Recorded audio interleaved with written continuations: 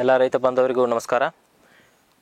ICAR ಕೃಷಿ ವಿಜ್ಞಾನ ಕೇಂದ್ರ ಮತ್ತಿಕೊಪ್ಪ ವತಿಯಿಂದ ಬಾಳೆ ಬೆಳೆಯಲ್ಲಿ ಒಂದು ಹೊಸ ತಂತ್ರಜ್ಞಾನದ ಮಾಹಿತಿಯನ್ನು ಇವತ್ತು ನಾನು ಪ್ರವೀಣ್ ಯಡಹಳ್ಳಿ ತೋಟಗಾರಿಕೆ ವಿಷಯ ತಜ್ಞ ಇವತ್ತು ಕೊಡ್ತಾ ಇದ್ದೀನಿ. ರೈತ ಬಾಂಧವರು ಬಾಳೆಯನ್ನು ಬೆಳೀತಾ ಸುಮಾರು ವರ್ಷಗಳಾಗಿವೆ.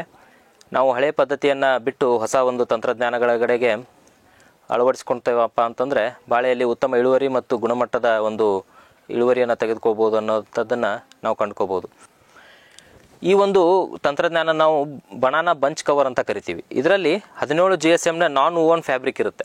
ಇದು ಒಂದು ನಮಗೆ ಮಲ್ಚಿಂಗ್ನ ರೋಲ್ ಥರ ನಮಗೆ ಅದು ಮಾರ್ಕೆಟಲ್ಲಿ ಸಿಗುತ್ತೆ. ಅದನ್ನು ನಾವು ಗೊನೆಯ ಸೈಜಿಗೆ ತಕ್ಕಂಗೆ ನಾವು ಅದನ್ನು ಕಟ್ ಮಾಡಿಕೊಂಡು ಅದನ್ನು ನಾವು ಗೊನೆಗಳಿಗೆ ಹಾಕುವಂಥ ಪದ್ಧತಿಯನ್ನು ಅಳವಡಿಸ್ಕೋಬೇಕು. ಇದನ್ನು ಯಾವಾಗ ಹಾಕಬೇಕಪ್ಪ ಅಂತಂದರೆ ಗೊನೆ ಬಿಟ್ಟ ನಂತರ ನಾವು ಯಾವಾಗ ಗಂಡು ಹೂವನ್ನು ಮುಂದುಗಡೆ ಹೂವನ್ನು ನಾವು ಗಂಡು ಹೂವನ್ನು ಮುರಿತೀವಿ ಆವಾಗ ಗೊನೆಗೆ ಇದನ್ನು ಹಾಕ್ತಕ್ಕಂಥದ್ದು.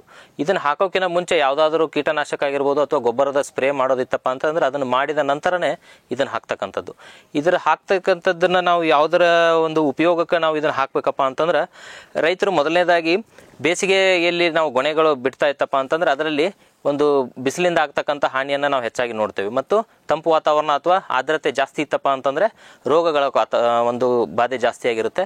ಅದನ್ನು ಕೂಡ ಇದು ತಡೆಗಟ್ಟುತ್ತೆ. ಮತ್ತು ಬಿಸಿಲಿಂದ ಆಗ್ತಕ್ಕಂಥ ಸನ್ಸ್ಕ್ಯಾಡ್ ಅಂತ ಏನು ಹೇಳ್ತೀವಿ, ಬಿಸಿಲಿಂದ ಆಗ್ತಕ್ಕಂಥ ಒಂದು ಮಾರ್ಕಿಂಗ್ ಏನಿರುತ್ತೆ ಹಣ್ಣಿನ ಮೇಲೆ, ಅದು ಕೂಡ ಇದರಿಂದ ಕಡಿಮೆ ಆಗುತ್ತೆ. ಅದೇ ರೀತಿ ಇನ್ನು ನಾವು ಎಲೆ ಮೇಲೆ ಕಾಯಿಯ ಮೇಲೆ ನಾವು ಚುಕ್ಕೆಗಳನ್ನು ನೋಡ್ಬೋದು. ಗೊನೆ ಬಿಟ್ಟ ನಂತರ ಆ ಕಾಯಿಗಳ ಮೇಲೆ ಚುಕ್ಕೆ ಆಗ್ತಕ್ಕಂಥದ್ದು ಥ್ರಿಪ್ಸ್ ಅನ್ನೋಕ್ಕಂಥದ್ದು ಒಂದು ರಸ ಇರುವ ಕೀಟದಿಂದ ಆಗುತ್ತೆ.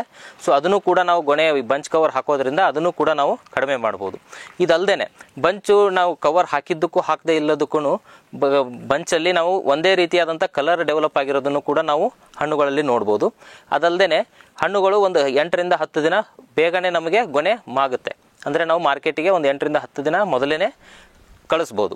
ಇವೆಲ್ಲದೂ ಕೂಡ ಉಪಯೋಗಗಳಿವೆ. ಇದಲ್ಲದೆ ನಮ್ಮ ಇಳುವರಿಯಲ್ಲೂ ಕೂಡ ನಾವು ಒಂದು 2 ರಿಂದ 3 kg ಅಷ್ಟು ಒಂದು ಗೊನೆಗೆ ಹೆಚ್ಚಾಗಿ ಇಳುವರಿ ಬರ್ತಕ್ಕಂಥದ್ದನ್ನು ನಾವು ಕಂಡಿದ್ದೇವೆ.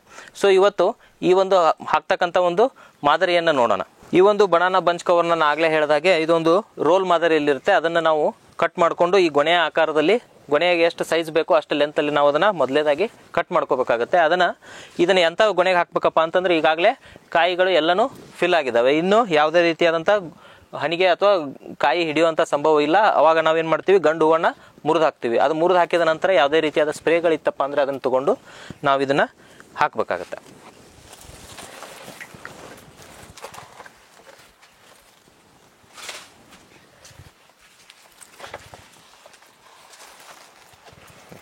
ಈ ಕಡೆ ಒಂದು ಕಟ್ ಇದನ್ನು ಮೇಲ್ಗಡೆ ಒಂದು ನಾವು ಅದನ್ನು ಗಂಟನ್ನು ಹಾಕಿಬಿಟ್ಟು ಮತ್ತೆ ಕೆಳಗಡೆ ನಾವು ಬೇಸಿಗೆಯಲ್ಲಿ ಇತ್ತಪ್ಪ ಅಂತಂದರೆ ಕೆಳಗಡೆ ಗಂಟು ಹಾಕೋ ಅವಶ್ಯಕತೆ ಇಲ್ಲ. ನಾವು ಚಳಿಗಾಲದಲ್ಲಿ ಅಥವಾ ಮಳೆಗಾಲದಲ್ಲಿ ಮಾಡ್ತಾ ಇದ್ವಪ್ಪ ಅಂತಂದರೆ ಕೆಳಗಡೆನೂ ಕೂಡ ಒಂದು ಇಲ್ಲಿ ಗಂಟನ್ನು ಹಾಕ್ಕೊಂಡು ಈ ಒಂದು ಬನಾನಾ ಬಂಚ್ ಕವರನ್ನು ನಾವು ಹಾಕಿದ್ವಪ್ಪ ಅಂತಂದರೆ ಈ ರೀತಿಯಾಗಿ ಅದು ಕಾಣುತ್ತೆ. ಸೊ ಇದರಿಂದ ಬೇರೆ ವಾತಾವರಣದಲ್ಲಿ ಆಗ್ತಕ್ಕಂಥ ಏರುಪೇರಿನಿಂದ ಆಗಿರ್ಬೋದು ಮತ್ತು ರೋಗ ಮತ್ತು ಕೀಟದಿಂದ ಕೂಡ ಇದನ್ನು ನಾವು ತಡೆಗಟ್ಟಬಹುದು. ಹಾಗೆಯೇ ಬನಾನಾ ಬಂಚ್ ಕವರಲ್ಲಿ ಹಾಕಿದ್ರಿಂದ ನಮಗೆ ಒಂದು 6 ರಿಂದ 7 ರೂಪಾಯಿ ಒಂದು ಗೊನೆಗೆ ಖರ್ಚಾಗುತ್ತೆ. ಆದರೆ ನಮಗೆ ಮಾರುಕಟ್ಟೆಯಲ್ಲಿ ಬೇರೆ ಗೊನೆಗಳಿಗಿಂತನೂ ಇದಕ್ಕೆ ದರ ಹೆಚ್ಚಿಗೆ ಸಿಕ್ಕಿದ್ದನ್ನು ನಾವು ರೈತರ ಒಂದು ಅನಿಸಿಕೆ ಮುಖಾಂತರನೂ ಕೇಳಿದ್ದೀವಿ ಮತ್ತು ನಾವು ಕೂಡ ಸಹ ನೋಡಿದ್ದೀವಿ. ಸೊ ಎಲ್ಲ ರೈತರು ಒಂದು ಉತ್ಕೃಷ್ಟ ಗುಣಮಟ್ಟದ ಒಂದು ಬೆಳೆಯನ್ನು ಬೆಳಿಬೇಕು. ಅದರಲ್ಲಿ ಬನಾನಾದಲ್ಲಿ ಎಕ್ಸ್ಪೋರ್ಟ್ ಕ್ವಾಲಿಟಿ ನಾವೇನಾದರೂ ಬಾಳೆಯನ್ನು ಮಾಡ್ತೀವಪ್ಪ ಅಂತಂದರೆ ಈ ತಂತ್ರಜ್ಞಾನವನ್ನು ಅಳವಡಿಸ್ಕೊಳ್ಳೋದು ಉತ್ತಮವಾಗಿರುತ್ತದೆ. ಧನ್ಯವಾದ.